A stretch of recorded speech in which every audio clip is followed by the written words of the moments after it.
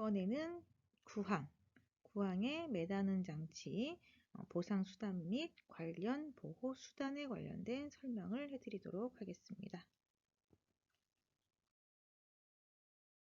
구항의 첫 번째 항, 매다는 장치. 자, 매다는 장치라고 하면은, 승강기 안전 기준에서 볼 때, 자, 로프도 매다는 장치, 체인도 매다는 장치, 벨트, 기타로 나눠져 있는데요. 이것들을 저희가 매다는 장치라고 하고, 이 항에서 설계심사 대상이 되는 항목은 매다는 장치의 공칭 직경의 적합성, 그 다음에 로핑 방식 등을 설계 도서나 도면을 통해서 제출하실 수 있으세요. 네.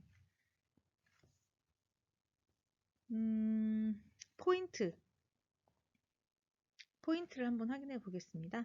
매다는 장치의 공칭 및 적합성의 증명 서류는 로프나 벨트의 경우에는 저희 부품 인증 대상품으로서 안전 인증서를 제출해 주시면 되고요. 체인의 경우에는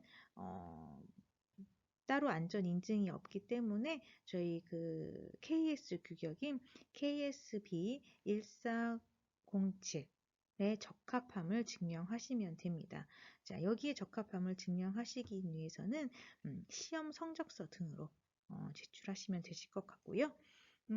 매다는 장치의 로핑이나 체결도 이런 부분들은 나중에 뒤에 나와 있는 저희가 매다는 장치의 안전율을 평가한다던가 권상평가를 하는데 기본적으로 제시되어야 될 정보로서 이 항에서 표시를 해주시면 앞으로 구항에서 적용되는 모든 내용은 이걸 참고로 해서 로핑이나 체결 부위 등 같은 것들을 확인할 수 있으므로 이쪽 항에서 도면으로서 제출해 주시면 될 것 같습니다.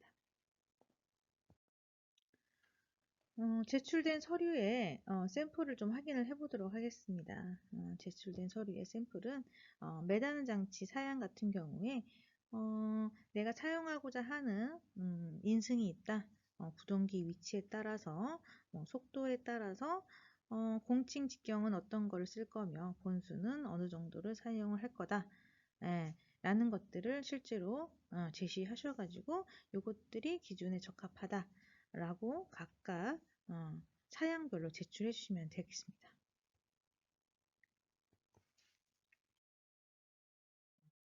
로핑에 대한 설계 도면입니다. MRL과 MR에 대해서 각각 구분을 하고 있는데요. 이 항에서 로핑에서 제시받고 있는 사항은 실질적으로 전체 구조도에서 이런 구조일 때 전체 구조도에서 도르의 위치가 어떻게 되는 것인지를 확인할 수 있는 정도의 로핑 구조를 주시면 될 것 같고요. 추가적으로 단말부의 형태를 확인할 수 있는 도면으로 제출해 주시면 될 것 같습니다. 네, MR 마찬가지로 로핑 구조와 함께 카 상부에 도르래가 있는 타입인지 하부에 있는 타입인지 기계실에 보조 도르래 혹은 역방향 도르래가 있는지를 확인할 수 있는 정도의 로핑 구조도를 제출해 주시면 되겠습니다.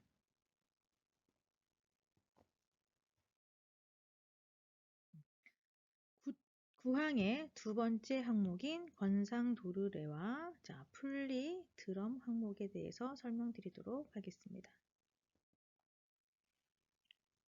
자, 설계 심사 대상은 기준에서 요구하는 것처럼 권상 도르래, 풀리, 드럼의 설계 직경이 필요하고요.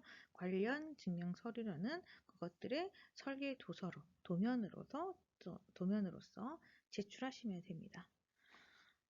기준을 보시면 기준에서도 요구하는 내용들이 실제로 내가 사용하고자 하는 매다는 장치의 직경들과 도르래의 비가 40 이상이어야 된다 라고 명시를 하고 있습니다.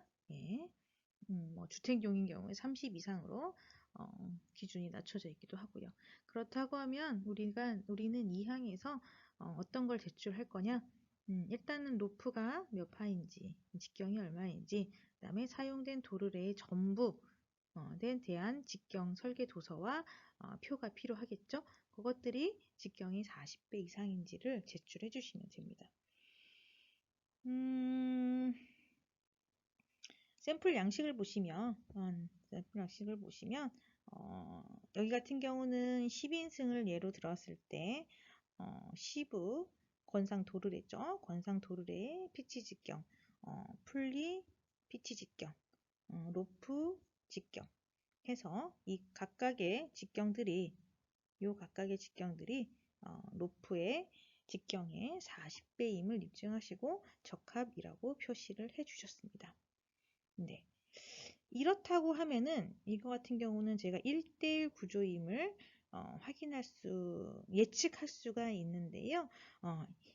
설계 도서라는 게 예측이 아니라 실제로 전부를 제시하셔야 돼서 만약 이 앞단의 해당 로핑 구조가 1대1 구조이고 카나 균형추에 별도의 도르래가 없다는 것을 확인했을 경우에는 이 정도 선에서 제시해 주셔도 되는데, 만약에 이가 1대1이지만 카상부나 카운터 상부에 도르래가 사용이 되어 있다 라고 한다면 각각의 위치를 선정을 하셔서 각각의 위치를 이 표 안에다가 해당 도르래 직경을 전부 표시를 하셔서 안전 기준에 적합함을 전부 제시를 해 주셔야 됩니다.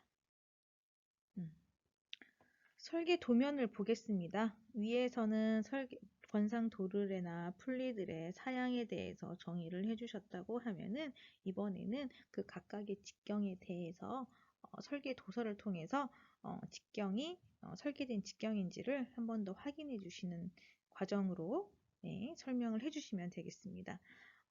시부의 설계 도서에 직경이 확인될 수 있는 도면을 포함하셔서 제출해 주시면 되고요.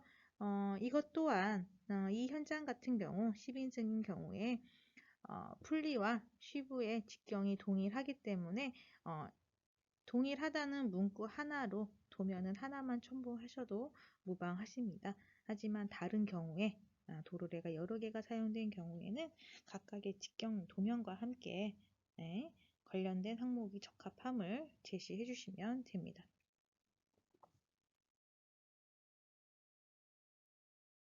구항 세 번째, 매다는 장치에 대해서 설명드리겠습니다. 매다는 장치의 설계심사 대상은 안전율에 해당이 되십니다. 매다는 장치의 안전율, 안전율 계산 과정을 통해서 입증하시면 되겠고요. 해당 항목에 들어가기 앞서서 우리는 9.2.2 항에서 요구하고 있는 안전 기준을 숙지하실 필요가 있으십니다. 네. 매다는 장치의 안전율은 각 현수 방식이나 현수 가닥수에 따라서 안전율을 별도로 정하고 있는데요.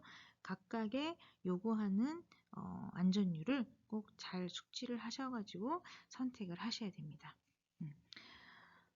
추가적으로 이제 안전율에 관련돼 가지고 정의하고 있는 내용이 있는데요. 뭐 기본적으로 기계 설계를 하시는 분이시라면 다 아시고 계시겠지만, 한 번 더 숙지를 좀 해드리면, 자, 안전율은 전격 하중의 카가 최하층에 정지하고 있을 때 매다는 장치 한 가닥의 최소 파단 하중과 이 매다는 장치에 걸리는 최대 힘 사이의 비율이다 라고 정의를 하고 있습니다.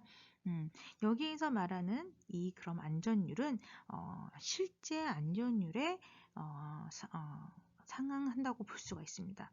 우리가 로프의 안전율을 검토를 할 때 실제 안전율과 허용 안전율이 있습니다. 실제 안전율과 허용 안전율이 있는데 방금 읽어드린 안전율은 저희가 실제 안전율의 정의에 해당이 되십니다.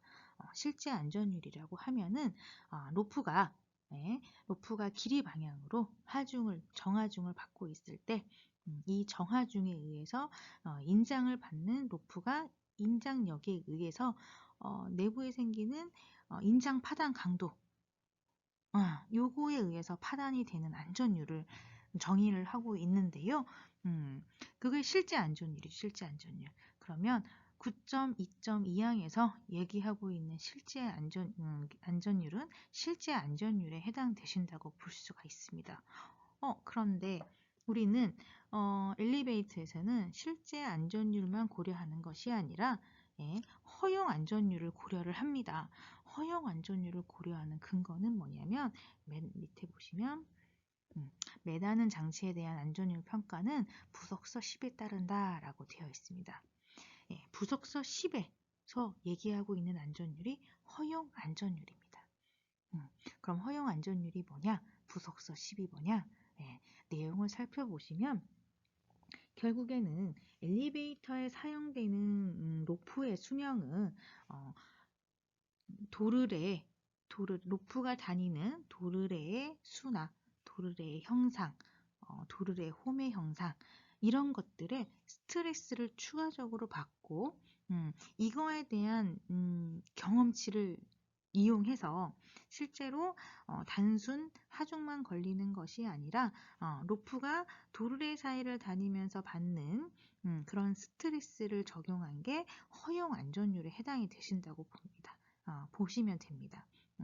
그래서 허용 안전율은 그간 엘리베이터의 모든 경험치를 여러 가지 그 과거의 데이터를 수집을 해서 이 정도의 형상, 이런 로프의 움직임이 허용 안전율에 기인한다고 보고 실제로 우리가 위에서 계산한 실제 안전율이 당연히 기준 허용한 안전율 이상, 앞에서 말한 안전율 이상이어야 되기도 하지만 로프가 형상에 따라서 다니는 허용 안전율 이상임을 별도로 또 확인을 해 주셔야 되는 거거든요. 네. 포인트에 확인해 보시면 해서 지금 매다는 장치 안전율 계산서 실제 안전율 길입니다. 실제 안전율. 자, 실제 안전율을 먼저 계산을 하셔서 이 안전율이 12 이상인지를 판단하시고 그 다음에 해야 하실 게 매다는 장치의 부속서 10에 따라서 허용 안전율을 계산을 하시고 실제 안전율이 허용 안전율 이상인지를 판단을 하셔서 제출하시면 됩니다. 자, 요약을 드리면 가벼운 물체를 매달아서 다니는 로프가 있습니다. 근데 하중을 봤을 때는 이 로프는 크게 스트레스를 받고 있지 않는 거죠. 근데 이 로프가 도르래 로핑의 방식에 따라서 굽힘이 많은 경우에 굽힘에 따라서 스트레스를 받고 있는 거죠. 비록 이 로프가 하중은 적게 들고 있지만 다니는 길이 구불구불해서 실제로 로프는 스트레스를 더 받고 하중에 의한 실제 파단 강도보다는 로프가 다니는 길에 의해서 파단할 확률이 높다는 거죠. 그 파단 그거를 허용 안전율이라고 하는데 그 허용 안전율보다 실제 안전율이 더 높게 산정이 돼야 된다는 거죠. 그렇게 선택이 돼야 되는 거고요. 자세하게 좀 사례를 좀 들어서 말씀을 드리도록 하겠습니다. 우선 제시되어야 될 게 구조도입니다. 구조도. 예. 로핑 방식. 앞서서 로핑 방식에 대해서 한번 언급을 해주시긴 하셨지만 실제로 구조도를 통해서 전체 로프가 다니는 도르래의 형태들을 알 수 있는 구조도가 필요하고요. 부속서 10에 따라서 저희가 도르래의 수를 평가를 하는데 해당하는 도르래 수는 주 도르래를 기준으로 해서 도르래 수가 더 많거나 아니면 직경비가 주 도르래랑 차이가 많이 나거나 이런 부분들이 약조건을 작용해서 굽힘이 더 많은 쪽, 스트레스가 더 많은 쪽의 도르래만 실제로 부속서 10에 따라서 도르래를 평가를 하시면 될 것 같아요. 거기에 추가적으로 주 도르래의 홈 형상에 따라서도 엘리베이터에 매다는 장치에 스트레스가 가해지는 부분이 경험치에 나와 있어서 결국에는 도르래 홈 형상에 대한 제가 등가 번호가 있어요. 그래서 그 등가 번호를 위해서는 도르래 홈 형상에 대한 도면이 추가적으로 필요합니다.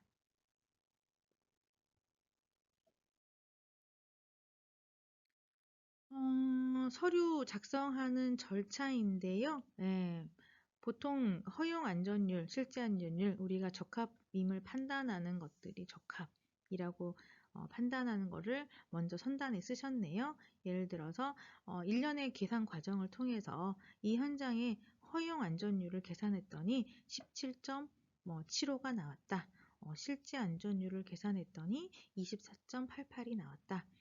그러면 이걸 가지고 우리는 얘가 매다는 장치가 안전한지 안 한지를 평가를 해야 되는데 보시는 바와 같이 결과에 1번 항목에서 보시면 네, 자 실제 안전율은 허용 안전율 이상이어야 함 해서 실제 안전율이 허용 안전율보다 큰 것을 확인할 수 있고요. 그거와 더불어 2번 항목에서는 실제 안전율이 12 이상임을 확인할 수 있습니다. 그러면 여기에 제시되어 있는 예시에 제시되어 있는 매다는 장치는 실제로 매다는 장치의 안전성을 적합하다는 것을 확인할 수 있고요. 그거에 대한 일련의 계산 과정이 아래에 쭉 게시되어 있으니까 한번 확인해 보도록 하겠습니다. 네. 부속서 10에 따른 허용 안전율을 계산하기 위해서 기본적으로 제공되어야 될 정보들이 있는데요. 자, 굽힘 도르래 수가 일단 필요합니다. 이 현장에 주 도르래를 기준으로 했을 때 악조건인 방향의 굽힘 도르래 수와 그 방향의 역방향 도르래의 수가 필요하고요. 권상 도르래 직경이 필요합니다. 그리고 권상 도르래를 제외한 앞서 단순 도르래나 역방향 도르래의 평균 직경 B가 필요하고요. 네. 그 다음에 로프의 직경이 필요하고 주 도르래의 언더컷 홈 각도가 요구됩니다. 네. 이러한 기본 정보를 기본으로 해서 다음에 도르래 등가 번호를 산출할 수 있습니다. 자, 도르래 등가 번호라고 하는 것은 도르래의 굽힘의 수 아니면 굽힘의 정도가 로프의 손상을 일으킨다는 것이죠. 네, 그거를 등가 번호 수식화한 계산식입니다. 도르래의 등가 번호는 주 도르래의 홈의 형상과 도르래의 수에 기인하고 있고요. 제시되어 있는 것처럼 도르래의 등가 번호는 권상 도르래의 홈의 형상의 등가 번호와 편향 도르래의 등가 번호로 나누어질 수 있습니다. 홈에 대한 각도값은 부속서 10에 따라서 표에 제시되어 있는 상태고요. 혹시라도 해당 표에 포함되지 않는 중간에 해당하는 수치가 있는 경우에는 저희가 카의 면적을 계산하듯이 선형보관법을 이용해서 계산하실 수 있습니다.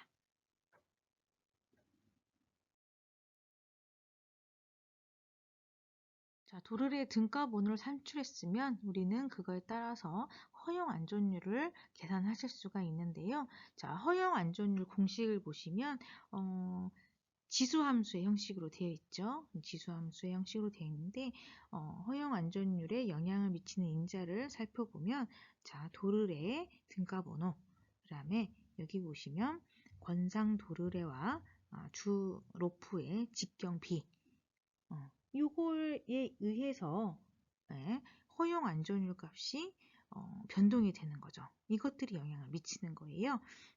해서 앞서 계산한 값들을 요 함수에 대입시켜 보면 우리는 허용 안전율을 확인할 수 있습니다. 우리는 허용 안전율을 구했으면 이번에는 실제 안전율을 구해야 됩니다. 실제 안전율은 앞에서 설명드린 것처럼 정격 하중의 카가 최하층에 있을 때 로프가 받는 힘을 대해서 고려를 하셔야 되는데요. 관련된 기본 재원은 로프가 받는 힘에 대해서 전부 고려를 하셔야 되고 거기에 파당 강도 값이 기준값이 되는 파당 강도가 제시되어 있으셔야겠죠. 그래서 앞에서 설명드린 것처럼 실제 안전율 공식에 따라서 우리는 실제 안전율을 구할 수 있습니다. 네, 실제 안전율을 구해서 이 실제 안전율과 여기 나와 있는 허용 안전율을 비교를 하고 또 한번 실제 안전율이 12 이상임을 확인하시면 매단 장치 안전율에 대한 직경비는 매단 장치 안전율에 대한 안전성 입증은 충분히 되신 걸로 확인이 됩니다. 하단에 포인트라고 적어드린 문구가 있는데요. 논란의 여지가 많았던 역방향 굽힘에 대한 얘기입니다. 역방향 굽힘 도르래 부속서 10에 보시면 역방향 굽힘은 축 사이의 거리가 고정되어 있는 연속적인 두 개의 도르래상에 로프가 접촉한 점으로부터 거리가 로프 직경의 200배 미만이고 굽힘면이 120보다 크게 회전할 때만 고려되는 대상이시고요. 이 역방향 굽힘은 실제로 도르래 등가 번호를 산출할 때 순방향 도르래보다는 약 4배 이상의 악조건으로 산출이 됩니다. 고려하시면 되실 것 같고요. 움직이는 도르래는 역방향 굽힘 대상이 정의에서 아닌 걸로 확인하실 수 있으십니다. 자, 구항의 네 번째 매다는 장치 단말에 대해서 설명드리도록 하겠습니다. 매다는 장치의 단말의 설계심사 대상은 매다는 장치의 단말의 파단 하중입니다. 증명 서류는 파단 하중에 대한 시험 성적서로 제출하시면 되고요. 여기 나와 있는 시험 성적서는 공인기관 시험 성적서도 되고요. 현재로는 자체 시험 성적서로도 유효하십니다. 포인트 확인해 보겠습니다. 매다는 장치의 단말 파단 하중 시험 성적서, 공인기관 시험 성적서 또는 자체 시험 성적서로 제출 가능하시고요. 이때는 매다는 장치의 파단 하중 근거가 필요합니다. 매다는 장치는 저희가 로프나 벨트 같은 경우는 안전 인증서에 파단 하중이 명시되어 있으니까 그걸 근거로 하시면 되실 것 같고요. 네.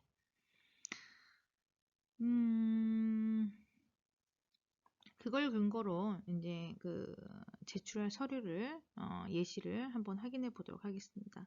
예를 들어서 10인승 앞에서 계속 나왔던 10인승이고요. 소켓의 체결 방식에 따라서 각각 체결력이 다르겠죠. 내가 10파이 로프를 쓸 거고 어떤 로프를 쓸 거다. 지금 종전에는 이런 정보들이 필요했지만 현재는 이런 정보들이 안전인증서로 대체가 가능하기 때문에 실제로 전부 표시할 필요는 없으십니다. 내가 제시하고 있는 매다는 장치의 로프의 종류라고 한다고 하면은 거기에 따른 인증서에 있는 최소 파단 강도를 알 수 있고요. 그거의 80%가 매다는 장치 단말부의 파단 강도의 기준이 되는 것이죠. 네. 그래서 로프의 최소 파단 여기에 80%가 되는 게 단말부의 기준이 될 거고요. 이 기준이고 이 기준에 따라서 실제로 단말부 파단 시험을 했을 때 기준이 되는 파단 강도보다 그 이상의 파단력을 가지고 있는 걸로 판단이 됐을 때 안전에 적합함을 확인하실 수 있으십니다.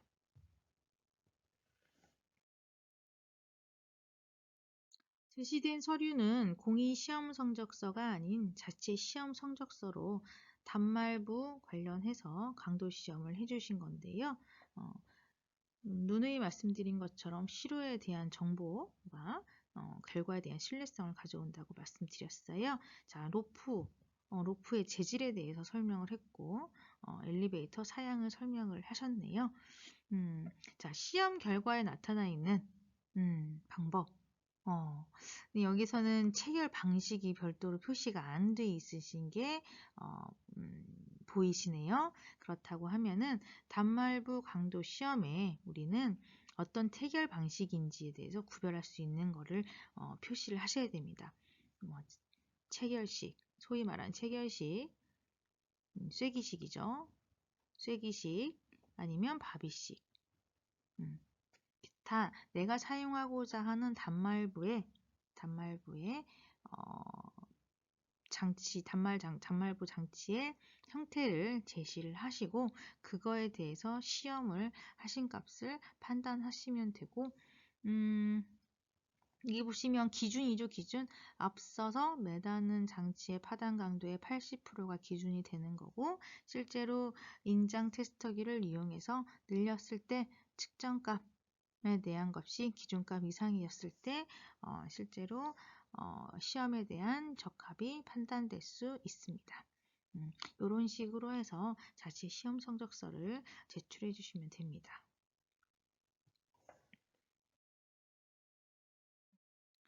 자, 구항의 5번째 항목, 매다는 장치, 단말, 파단, 하중. 여기서 말하는 것은 체인의 단말부에 관련된 내용입니다. 설계 심사 대상은 체인의 단말, 파단, 하중. 증명 서류는 파단, 하중의 시험 성적서. 앞서 말씀드린 매다는 장치 단말부와 동일하게 제시해 주시면 되는데요. 여기도 마찬가지로 기준은 유사하고요. 가장 중요한 9.2.4에서 이 부분에 대한 부분이 조금 명확하게 제시되어 있으셔야 돼요. 체인의 끝부분은 카, 균형추, 평형추 또는 구멍에 꿰어맨 체인 마감 부분에 지지대에 고정되어 있음을 도서로 제출해 주시고요. 그 이상의 이제 밑에 보시면 파단 하중에 대한 거는 앞에서 설명드린 것처럼 시험 성적서로 제출하실 수 있으십니다. 네. 체인에 여기 보시면 매다는 장치, 체인의 파단 하중의 근거는 저희가 체인은 안전부품 대상품이 안전인증 대상품이 아니기 때문에 체인 같은 경우에는 별도의 시험 성적서를 확인하실 수 있으십니다.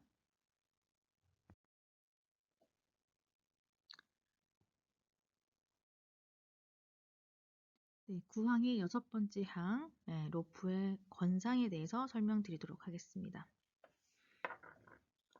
자, 로프의 권상의 설계심사 대상은 권상평가에 해당이 되시고요. 권상평가는 해당 항목 9.3.1과 부속서 9를 참고하셔서 작성하시면 됩니다. 네. 그러면 검사 안전 기준을 좀 확인을 해 보시면 가에서 다까지 항목을 제시를 하셔야 되고요. 요거에 대한 자세한 제시 방법은 부속서 9를 참고하시면 될 것 같습니다.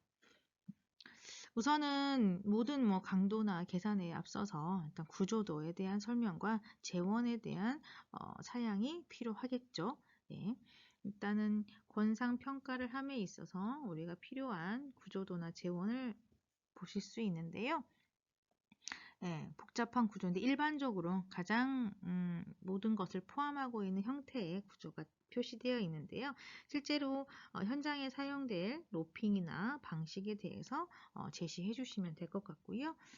기본 재원은 보시는 바와 같이 자중이나 하중, 밸런스 휠, 행정거리, 주로프 단위 질량, 균형 체인의 질량, 이동 케이블의 질량 등등 감속도까지 해서 권상평가에 해당하는 기본 재원을 먼저 제출해 주시면 됩니다.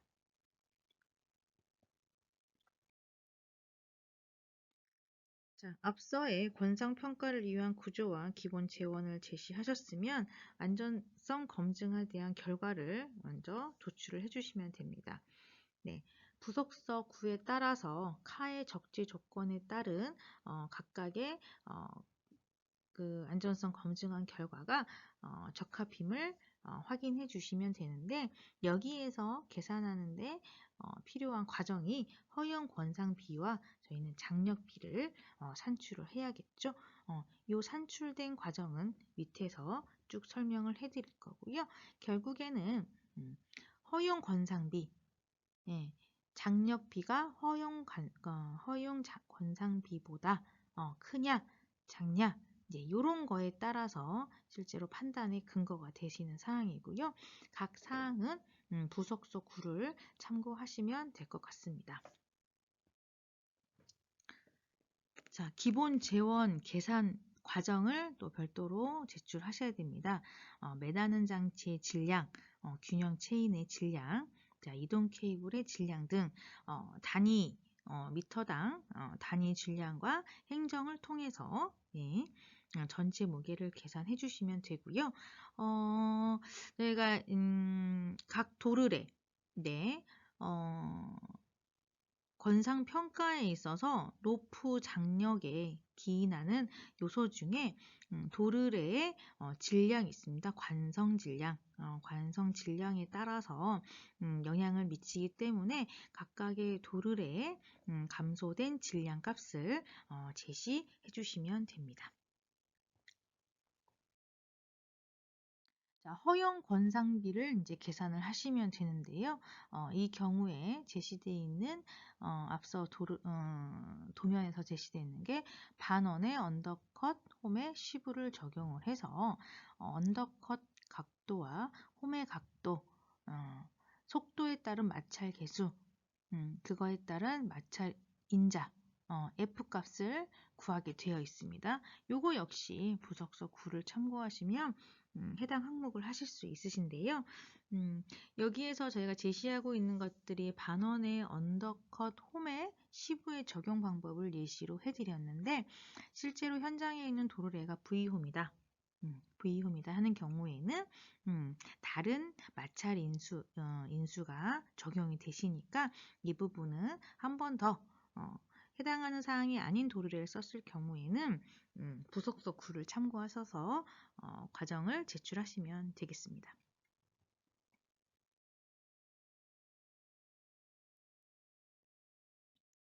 자, 각각의 조건에 대한 마찰률 F값을 산출을 하셨으면 그거에 따라서 우리는 허용 권상비, 각각의 조건에 따라서 적재 조건이나 비상제동 조건, 정지된 카해 조건에 따른 허용 권상비를 산출하실 수 있으세요.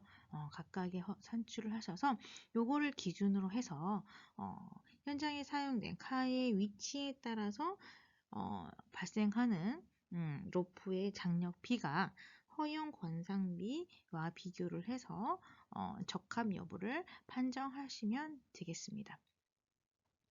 4번 항목에 보시면 일반적인 적용 방법으로 또 예시가 되어 있는데요. 이 그림 역시 부석서 9에 참고되어 있는 것을 확인하실 수 있으실 겁니다.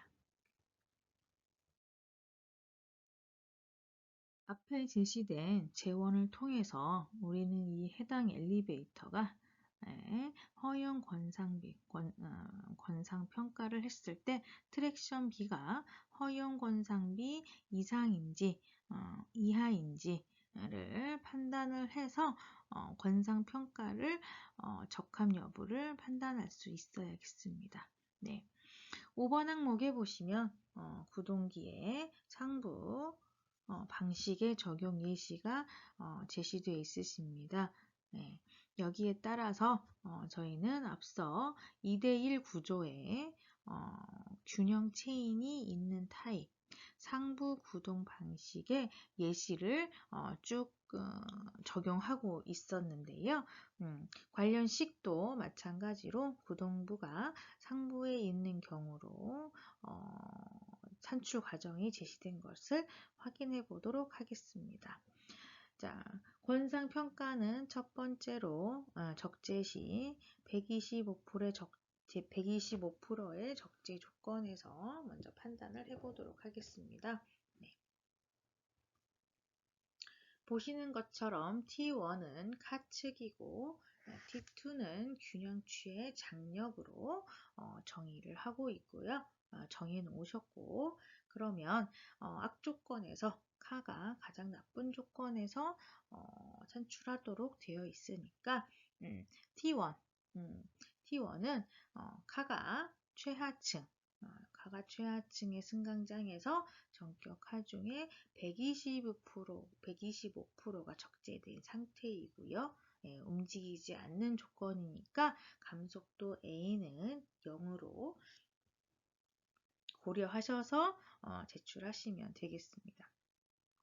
T1은 카측에 총 무게가 실리는 것, 무게가 실리는 힘의 장력으로 산출하시면 되고요.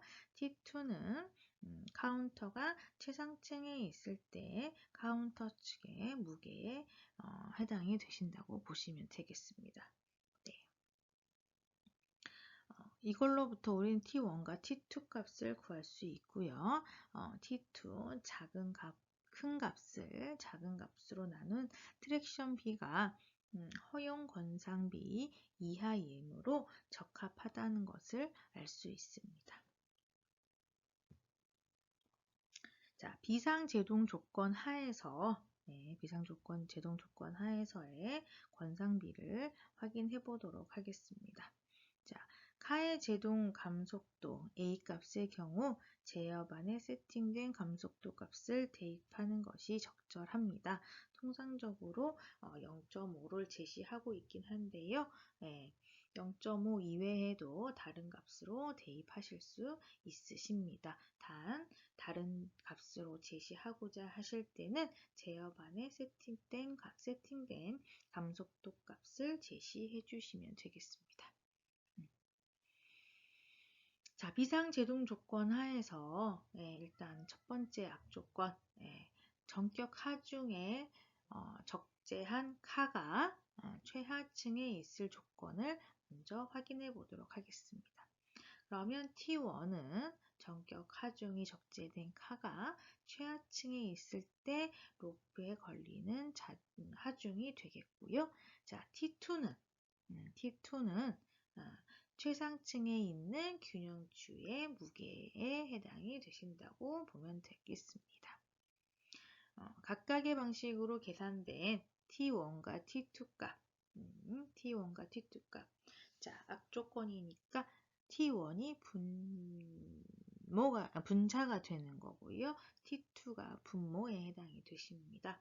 해서 구해진 트랙션 B가 허용 권상비 이하이므로 적합하다는 것을 알 수 있습니다.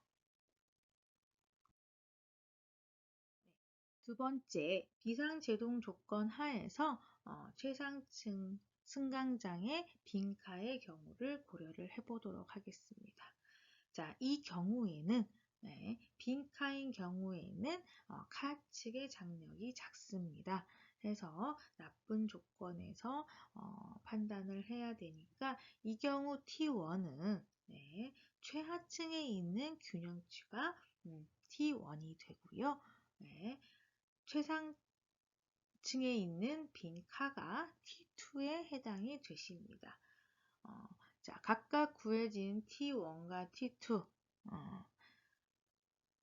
T1을 큰 값을 작은 값으로 나눈 트랙션 B가 허용 권상비 이하임을 확인할 수 있고요. 권상평가는 적합으로 판단을 하게 됩니다. 마지막으로 균형추의 정지 조건인데요. 균형추의 정지 조건, 균형추의 정지 조건에서는 카가 최상층, 카가 빈카로 최상층에 있는 조건, 그리고 카운터는 완충기 위에 올려져 있는 상태.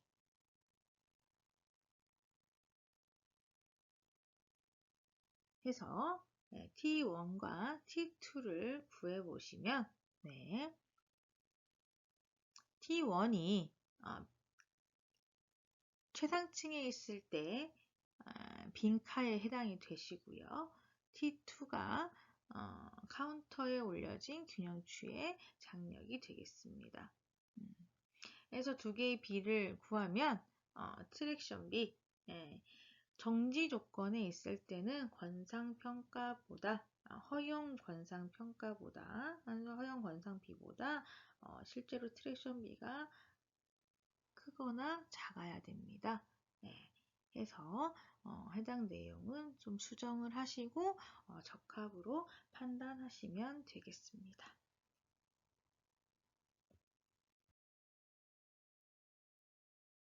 구항의 7번째, 포지티브 구동식 드럼입니다. 네. 설계 심사 대상은 포지티브 구동식 드럼의 설계 구조를 주시면 될 것 같고요. 관련 도서를 제출해 주시면 될 것 같습니다. 자, 9.4.1, 9.4.1에서 설명하고자 하는 내용은 포지티브 구동식 드럼은 나선형으로 홈이 있어야 되고 그 홈은 사용되는 로프에 적합해야 된다 라고 해 있으니까 드럼에 대한 설계 도서, 드럼의 홈 형상 등을 설계 도서로서 제출해 주시면 될 것 같습니다.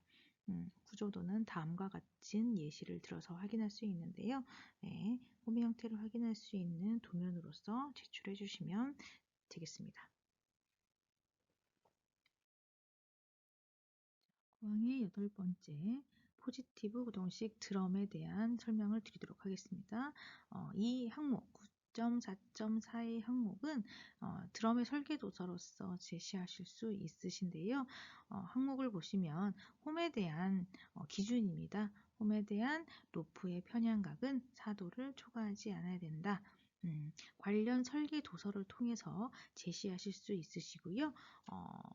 제시된 양식은 샘플은 아래와 같은 구조로 설명해 주시면 될 것 같습니다. 네, 보시면 나선형 설계임도 확인되고 드럼의 홍 형상도 확인이 되고요. 기타 각도에 대한 설명을 포함하신 서류로 제출하시면 됩니다. 자, 구항의 9번째, 매다는 장치, 이완 방지 장치에 대해서 설명드리도록 하겠습니다.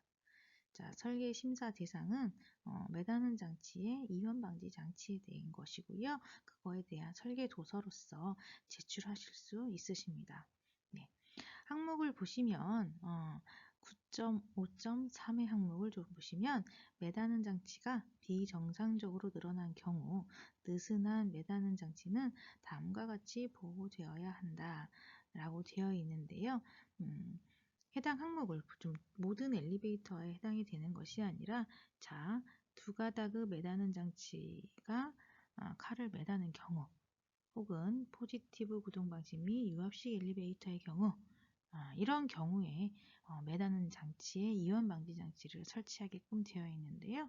네, 요거에 대한 설계 요건을 확인하셔가지고 해당되는 경우에 관련 항목을 제출해 주시면 될 것 같습니다. 네. 포인트에 보시는 바와 같이 파란색 당구장 표시를 확인하실 수 있는데요. 정기적 비상 운전 무효화는 포지티브 구동 방식 엘리베이터와 유압 방식의 엘리베이터만 적용을 한다. 카에 매다는 장치가 두 가닥일 경우 이완 방지 장치는 정기적 비상 운전 시 스위치 무효화 적용이 불가하다. 라고 되어 있으십니다. 이는 9.5.3에서 요구하고 있는 기준에 대한 별도 해석인데요. 보시는 바와 같이 전기 안전장치 15.2에 따른 전기 안전장치에 대한 설명을 드리고자 하는 코멘트입니다. 관련 내용을 확인하셔가지고 적용해 주시면 될 것 같습니다.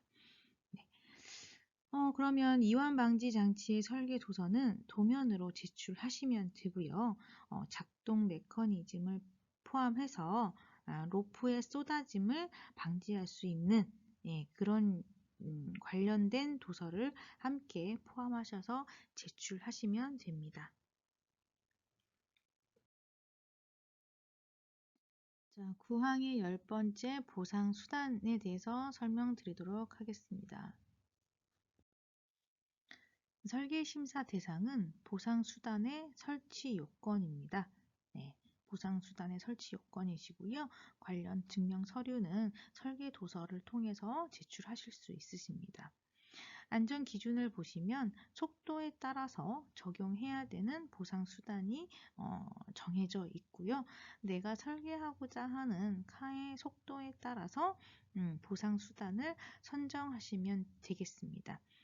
선정된 그 보상 수단이 기준에 적합한지에 대해서 제시를 해주시고 보상 수단에 대한 구조를 아래에 예시와 같이 제출해 주시면 될 것 같습니다.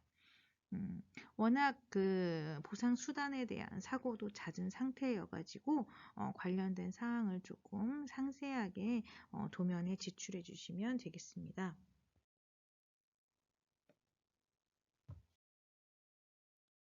구항 11번째 보상 로프의 보호 수단에 대한 내용입니다. 예.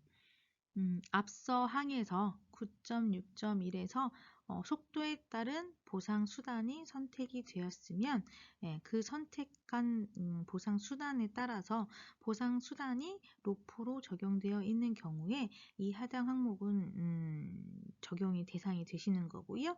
이 부분에 대한 설계 심사 대상은 보상 로프의 적합성, 보상 로프의 적합성과 로프를 사용했기 때문에 인장 풀리 설계의 적합성, 그 다음에 풀리의 보호수단의 적합성들이 설계심사 대상이 되실 거고요.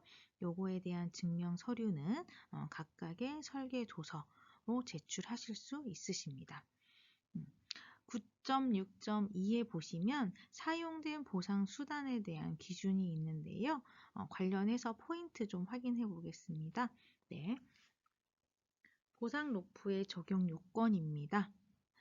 보상 로프는 안전인증, 의무 안전인증 대상품은 아니십니다.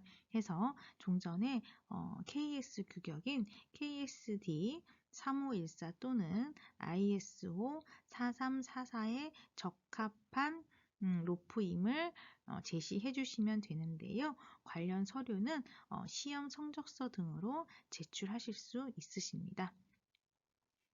나머지 보상 로프의 공칭 직경 및 도르래의 직경, 보호 수단 등은 설계 도서로서 제출하실 수 있으십니다. 네. 서류 작성 예시를 먼저 보겠습니다. 구조도 및 기본 정보나 사양에 대한 정보를 우선 제시해 주시면 되는데요. 앞서서 쭉 말씀드렸던 10인승, 속도는 1.0에서 1.75, 단위는 미터/세크로 되어 있고, 이런 경우에 10인승의 경우에는 보상 수단을 체인으로 사용하겠다. 안내봉은 사용하지 않겠다라는 기본적인 재원을 제시해 주시고요. 그거에 따라서 각각의 보상 수단이 적합한 것인지에 대해서 설계 도서를 제시해 주시면 될 것 같습니다.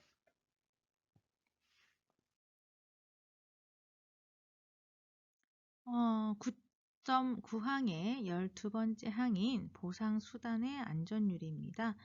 보상수단의 안전율. 설계심사 대상은 보상수단의 안전성에 대해서 입증을 해주시는 건데요. 증명 서류는 안전율 계산서를 통해서 제출하실 수 있으십니다. 자, 보상수단에 어디까지를 보상수단에 포함을 할 거냐? 가로를 보시면 보상수단이 로프나 체인, 벨트로 구성되는 경우에 이들의 안전성에 대해서 검증을 하셔야 되는 거고요. 거기에 그 단말부까지도 안전율을 확보를 하셔야 됩니다. 안전율 5 이상의 확보가 돼 있으셔야 되고요. 그런 것들을 좀 제시해 주셔야 되는데 적용 범위, 검토의 범위 같은 경우는 현재 상태로는 실제로 보상수단이 부착되는 단말부까지를 제출을 해주셔야 됩니다. 포인트를 확인해 보시면 보상수단의 안전율을 확인을 해 보시면 보상수단의 설치 설계 도서 자, 구조 확인을 위한 설계 자료 제출이라고 되어 있죠. 그러면 보상수단의 전반적인 체인이나 로프뿐만 아니라 단말부의 고정부, 구조를 확인할 수 있는 설계 도서를 포함해서 제출해 주셔야 되고요.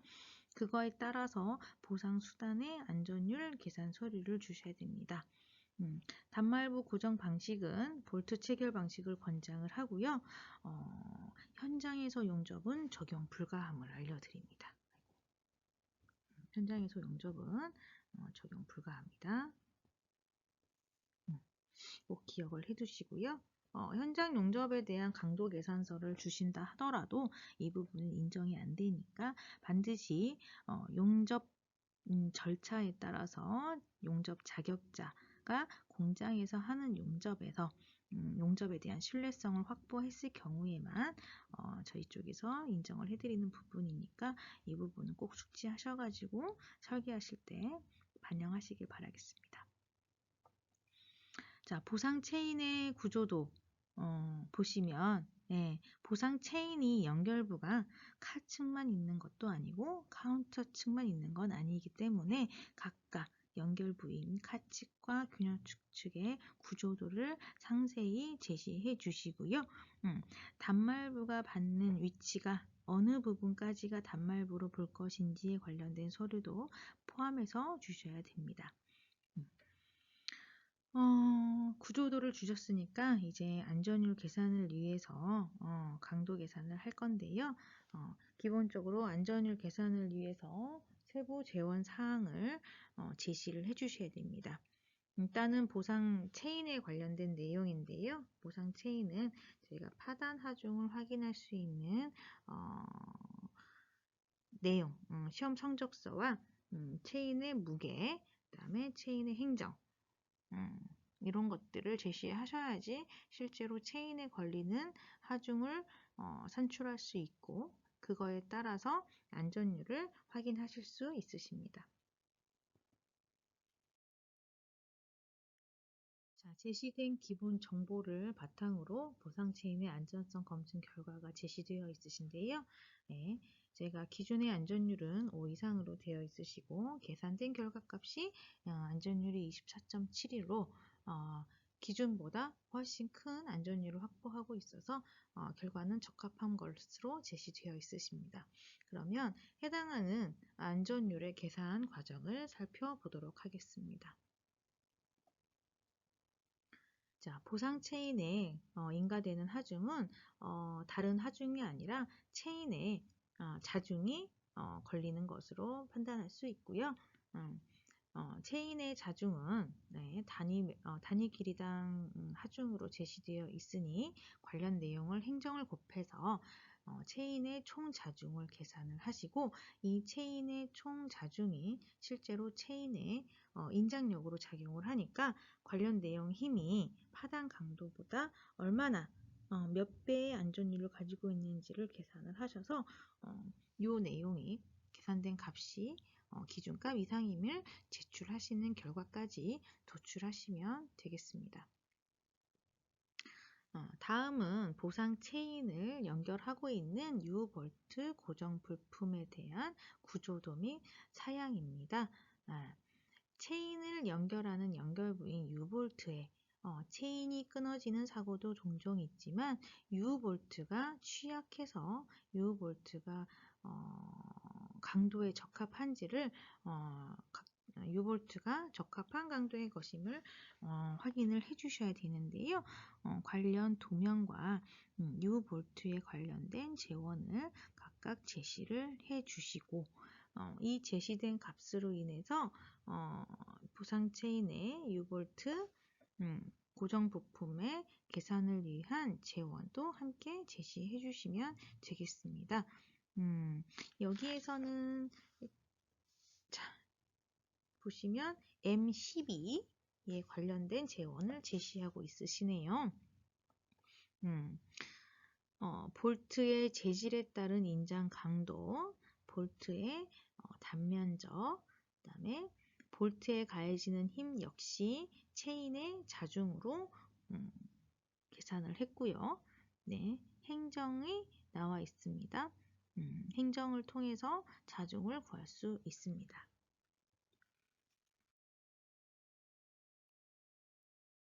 보상체인 유볼트 고정부품 안전성 검증 결과입니다. 앞에서 제시된 유볼트의 재원을 통해서 계산된 결과값이 안전율이 30.96으로 안전기준인 5 이상에 확보가 되어 있어서 적합함을 입증을 하셨고요. 제시를 하셨고, 그거에 대한 과정을 아래에서 확인하실 수 있으십니다. 네, 보상체인 유볼트의 안전율 계산. 네, 유볼트에 작용하는 하중은 결국 체인의 자중에 해당이 되시고, 단면적 유볼트에 작용하는 하중은 체인의 자중에 의한 인장력에 해당이 되시고요. 허용 응력은 인장 강도를 기준으로 해서 자중이 어느 정도 몇 배의 안전율을 가지고 있는지를 계산을 하셔서 그 안전율이 기준값 이상임을 제출하시면 되겠습니다. 네.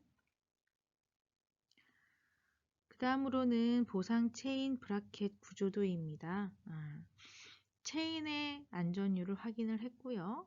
체인이 연결되는 유볼트의 안전율을 계산을 했으면 이번에는 유볼트가 걸려있는 브라켓에 대한 강도를 첨부를 하셔야 됩니다. 일반적으로는 별도의 브라켓 없이 하부 체대나 상부 체대를 통해서 연결하는 부위 같은 경우는 별도로 하지 않으셔도 되시지만 별도의 브라켓을 달아서 고정하는 형식의 경우에는 이 브라켓의 강도 또한 체인의 강도와 강도 이상의 것으로 하셔야지만 실제로 문제가 생겼을 때 체인의 자중에 의해서 부품이 훼손되는 것들을 방지할 수 있을 겁니다. 해서 보상 체인의 브라켓 강도에 관련된 재원을 제시해 주시고요. 실제로 브라켓에서 작용되는 힘은 앞서 체인이나 유볼트처럼 인장력이 아니라 보에, 고정된 보에, 자유단이 있는 보에 외팔보 혹은 집중 하중에 힘이 작용되는 굽힘 모멘트가 발생을 하고요. 굽힘 모멘트에 의해서 이 브라켓 내부에는 굽힘 응력이 발생을 합니다. 그러면 우리는 브라켓에 생성되는 굽힘 응력을 단면 계수로 나눈 굽힘 응력을 계산을 해서 산출을 하시면 되겠습니다.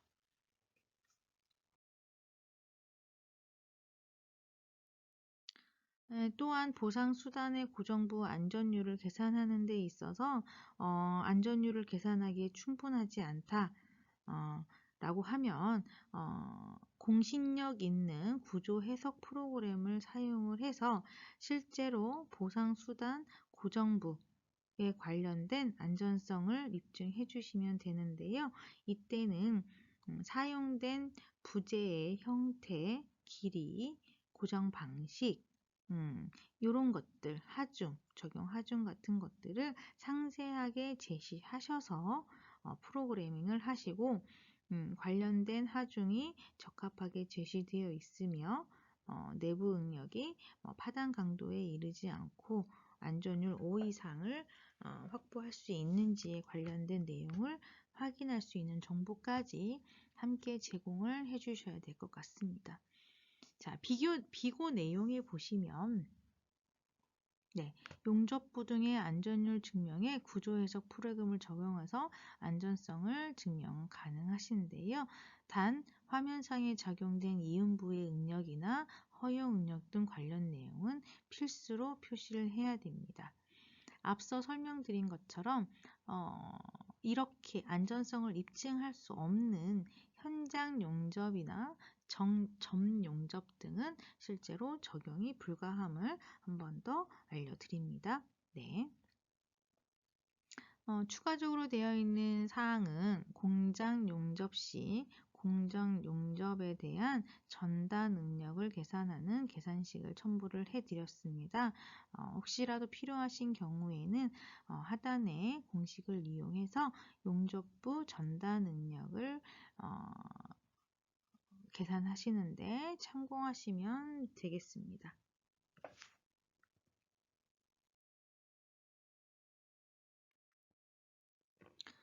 자, 구항의 13번째 도르래 풀리 및 스프로켓 보호 수단에 대해서 설명드리도록 하겠습니다.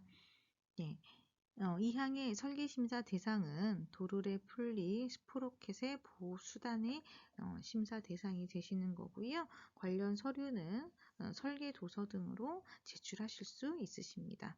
네, 여기에 적용되는 도르래 어떤 것들이 있느냐 기준에 명확히 되어 있죠. 보시면 도르래 풀리 스프로켓 과속 조절기 인장 풀리 에 대해서 전부 포함하고 있습니다. 관련 내용 누락되지 않도록 좀 챙겨주시고요. 보호 수단 뭐에 대해서 보호를 할 거냐? 가에서부터 다까지 정의를 하고 있는데요. 가는 인체 부상, 나는 로프나 체인 등이 스프로켓에서 벗어난 것에 대한 보호, 다는 로프와 도르래 사이에 물체 유입이 되는 것에 대한 보호를 각각 하시면 됩니다. 표 9를 참고를 하시면, 표 9를 참고를 하시면, 중요한 거는 제시를 하실 때, 오해의 소지가 없도록 명확하게 그 도르래의 위치를 한 번쯤 제시를 해주셔야 됩니다. 카에 있는 도르래라 할지라도 지붕이 있느냐, 하부에 있느냐에 따라서 보호 조치의 종류가 달라지죠. 해서 도르래나 풀리, 스프로켓 위치에 대해서 정의를 해주시고요. 각각의 정의에 따라서 가의 보호 조치가 필요한지, 나의 보호 조치가 필요한지, 다의 보호 조치가 필요한지에 대해서 각각 설명을 해주셔야 됩니다. 간혹 보호 도르래를 하셨어요. 근데 이 보호 도르래가 인체 부상도 막고 물체 유입도 막는다고 합시다. 그런 경우에 도르래 커버를 그냥 했습니다. 가 아니라 도르래 커버를 통해서 우리는 가와 다의 보호 조치가 되어 있습니다. 라고 명확하게 지시를 해주셔야 됩니다. 혹은 도르래 커버를 이용해서 내가 도르래와 로프 사이에 로프가 이탈하는 것까지 방지를 하겠다.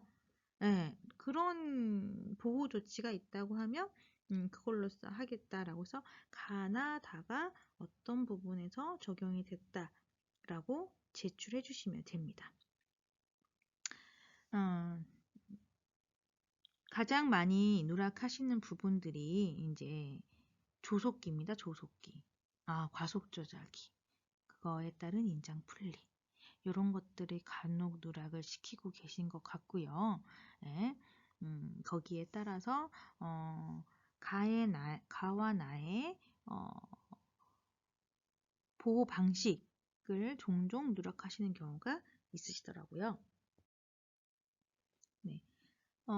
그리고 인체 부상 관련해서도 저희가 기계실이 있는 엘리베이터 같은 경우는 인체 부상에 대한 보호 조치를 하셔야 합니다만 전부 다 인체 부상에 대해서 하실 필요는 없으시고요.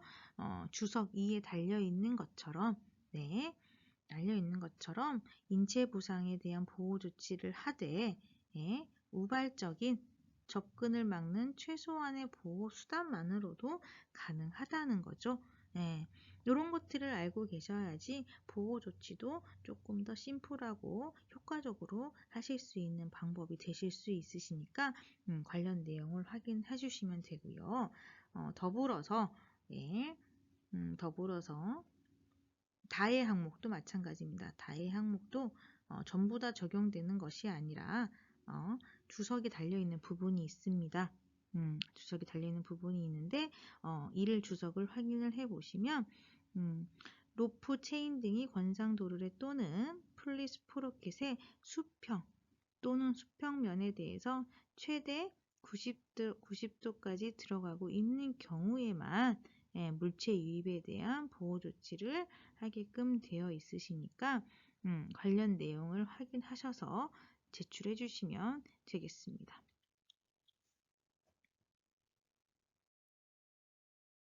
자, 그림 18에서 보시면, 그림 18에서는 기기실에 있는 도르래 같은 경우에 인체 부상에 대한 보호 조치를 전면 커버를 통해서가 아니라 효과적인 부분에 대해서만 하실 수 있는 닉가드 정도의 보호 조치만으로도 기준을 만족한다라는 것을 제시해주고 있는데요.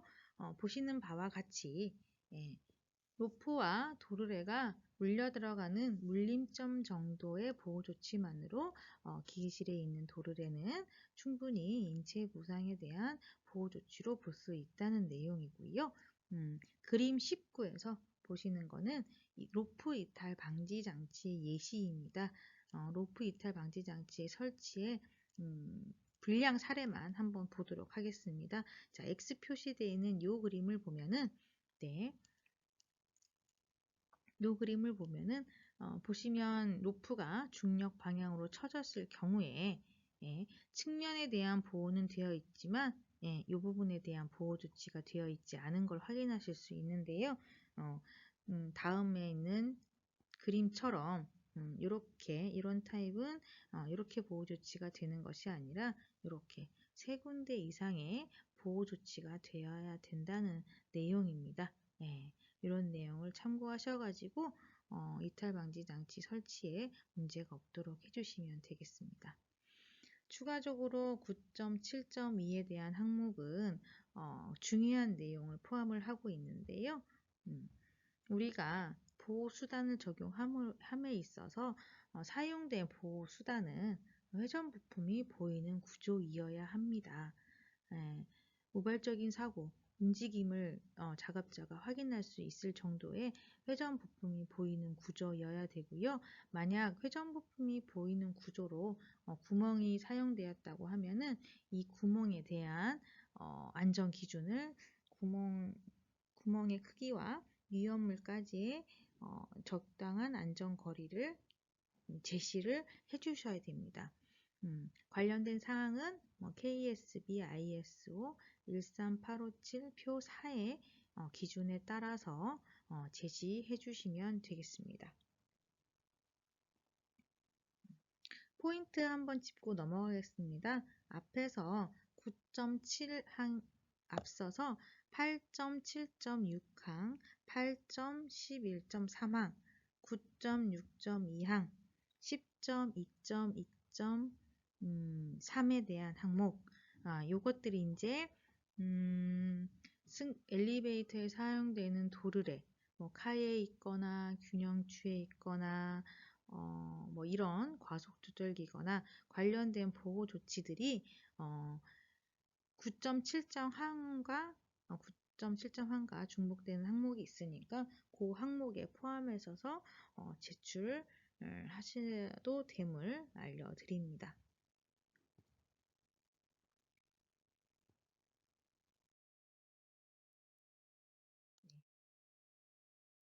설명을 드렸고요. 예시입니다. 예시. 실제로 9.7항에 관련돼서 제출해 주신 서류를 한번 살펴보도록 하겠습니다. 카 상부에 도르래가 있는 방식입니다. 카 상부에 도르래가 있는 방식은 지붕에 있는 걸로 확인이 되고요. 지붕에 있는 도르래의 경우에는 세 가지 보호 조치가 전부 돼 있으셔야 됩니다. 보시는 바와 같이 인체 부상에 대해서는 상부 커버와 하부 커버를 통해서 인체 부상을 하고 계시는 거고요. 자, 나의 스프로켓에 벗어나 이탈 방지 장치를 통해서 보호 조치가 되어 있는 부분을 확인할 수 있고요. 그 다음에 체인과 풀리에 물체 유입물 관련된 사항은 상부 커버를 통해서 두 가지를 만족한다고 볼 수 있습니다. 네. 설계 도면을 통해서 제출해 주시면 되고요. 이 경우에 보호 커버에 구멍이 있음을 알 수 있고요. 네, 이 구멍의 크기를 제시하시고 구멍의 크기에 따라서 우측의 도면에 보시는 바와 같이 구멍에서부터 실제 위험 요소까지의 안전 거리가 기준에 적합한지를 추가로 제출해 주시면 되겠습니다. 아래에 보시는 게 보호 커버의 구멍의 설계 도서인데요. 네, 포함해서 각각 가나 다의 보호 조치에 대한 설명을 또 상세히 적어 주셨네요. 인체 부상은 상하부 커버로 하겠다. 로프가 분리해서 이탈하는 것은 이탈 방지 목록으로 하겠다. 자, 로프와 분리 사이에 이물질이 유입되는 건 상부 커버로 설치를 하겠다. 라고 명확하게 제시를 해준 사항을 확인하실 수 있고요. 네, 구멍의 크기, 네, 구멍의 크기 따라 제출하셨고 거기에 따라서 안전거리는 기준은 20인데 실제로 현장은 130 이상이 떨어져 있으므로 검사 기준에 안전기준에 적합하다라고 제시되어 있는 것을 확인하실 수 있으십니다. 다른 방식으로 이제 카하부 고정 방식에 대한 보호 조치인데요. 기준을 보시면 카하부에 있는 도르래의 경우에는 인체 부상은 제외가 되십니다. 그래서 나의 이탈 방지 장치와 다의 물체 유입에 대한 보호 조치를 하시면 되는데요. 각각 해당 항목에 대해서 제출해 주시면 되겠습니다. 보시는 바와 같이 이탈 방지 장치는 확인이 되시고요. 여기에서 물체 유입에 대한 방지 조치가 어떻게 되어 있는지를 확인할 수 있는 도면을 제출해 주시면 되겠습니다.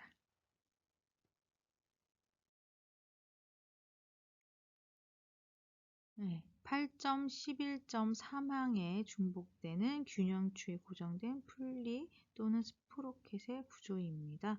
네, 균형추에 고정된 풀리는 그림과 우측에 있는 그림의 것처럼 확인되실 수 있으시고요.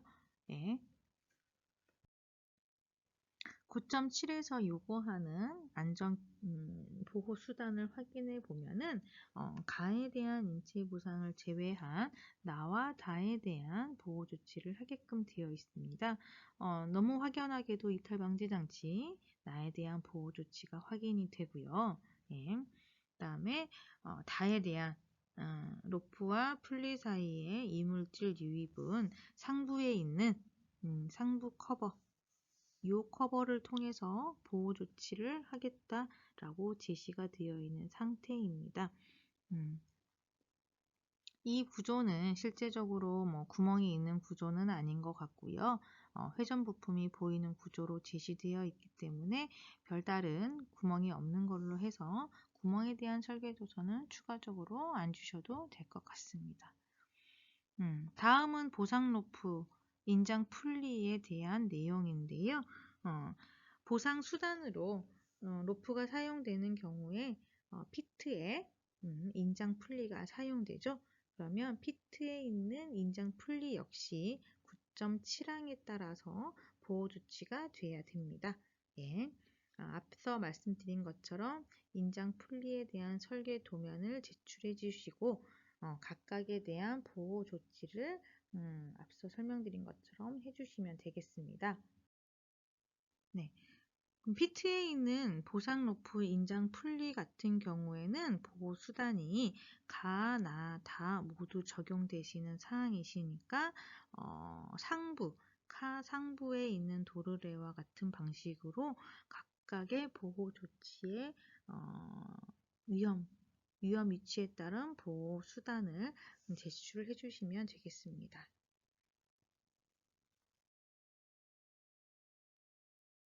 네, 권상기 도르래 풀리 보호 수단입니다. 9.7.1항과 중복되는 내용이긴 하는데요. 권상기 도르래 역시 도르래 위치에 따라서 보호 조치가 달라지는 내용입니다. 예, 기계실 없는 엘리베이터의 경우에는 승강로에 풀리가 있는 것으로 보고요.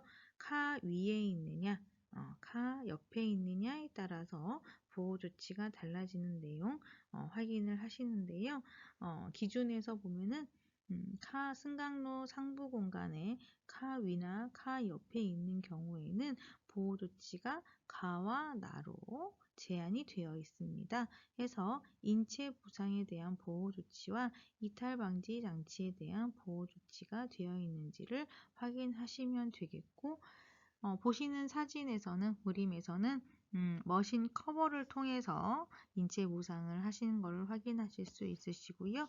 이탈 방지 장치가 위치를 확인하실 수 있으시겠습니다. 혹시라도 머신 커버에 구멍이 있는 경우에 구멍에 대한 안전 거리 제시해 주시면 되겠고요. 자, 기계실 있는 엘리베이터입니다.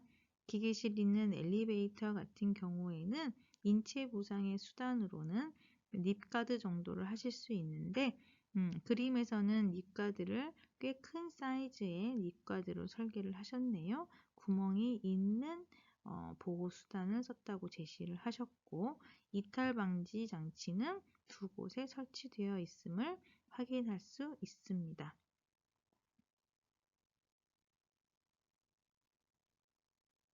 네, 우측 커버에 머신 커버라고 되어 있는 부분이 있으시고, 이 머신 커버에 구멍이 있고 구멍에 대한 안전거리가 35임을 알 수 있습니다.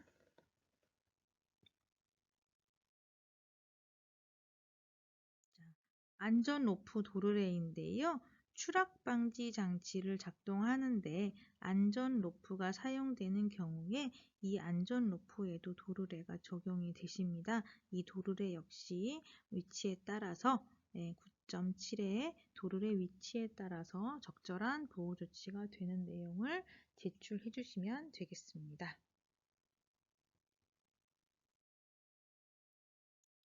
구항 14번째 승강로 내부의 권상 도르래 플리 및 스프로켓에 관련된 항목 설명해 드리도록 하겠습니다. 네, 관련 내용은 승강로 내부의 권상 도르래나 플리에 관련된 내용인데요. 세부 9.8항의 기준을 한번 확인해 보도록 하겠습니다. 네. 권상 도르래 플리 및 스프로켓은 다음과 같은 조건 아래에서 최하층 승강장 바닥 위에 승강로에 설치될 수 있습니다. 그렇죠? 네. 그러니까 최하층 승강장 바닥 위에 승강로에 도르래가 설치될 수 있는데 다음과 같은 조건을 갖춰야 된다는 겁니다. 네. 기계실이 없는 엘리베이터 혹은 승강로 안에 권상 도르래나 플리가 들어가는 구조 같은 경우에는 가나의 적용 여부를 반드시 확인하셔서 안전 조치에 설치 여부를 주셔야 되는데요.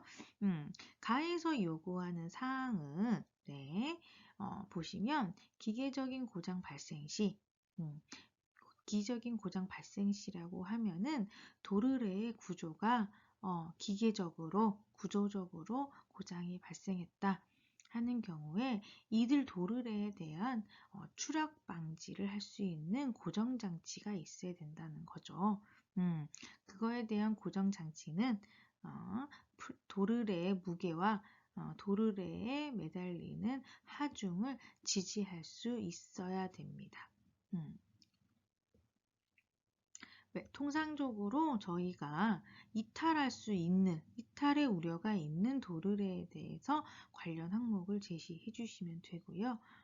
나아에서는 카의 수직 투영 공간 안으로 권상 도르래나 풀리, 스프로켓이 있는 경우에 지붕에 가상부 지붕의 상부 공간의 틈새가 적합하여야 된다는 얘기입니다. 가해 항목은 설계 도서와 하중을 지지할 수 있는 구조임을 확인할 수 있는 강도 성적서 등으로 제시해 주시면 되고요. 나의 항목은 설계 도서로 제시해 주시면 되겠습니다. 포인트에 보시면 기계적 고장 발생 시 보호 수단에 대한 설계 도서인데 강도 계산이 필요하고요. 나의 항목은 저희가 요번에 설계심사 목록 간소화를 통해서 나의 항목은 검사 현장에서 확인하는 방법으로 제시되어 삭제가 되었는데요. 설계하시는 우리 설계 업체에서는 나의 항목을 고려해서 설계는 하시되 현장은 반영을 하시되 심사 항목 자료로 제출하지 않으셔도 된다는 얘기입니다. 네. 당연히 검사에서는 확인하는 내용이니까 설계 때는 반영을 하셔야 되고요. 자, 관련해서 샘플을 확인을 해보면 승강로 내부의 권상 도르래 풀림 및 스프로켓의 추락 방지에 대한 설계 도면입니다. 설계 도면인데요. 예시에서 보시는 것처럼 이탈할 우려가 있는 부분의 경우에 그것들이 추락하지 않도록 하는 보호 조치를 제시해 주시면 되겠습니다. 물론 관련 항목은 도르래 무게뿐만 아니라 도르래가 지탱하고 있는 하중에 대해서도 추락을 방지하는지 그것에 대한 입증 자료를 추가하셔야 되겠습니다.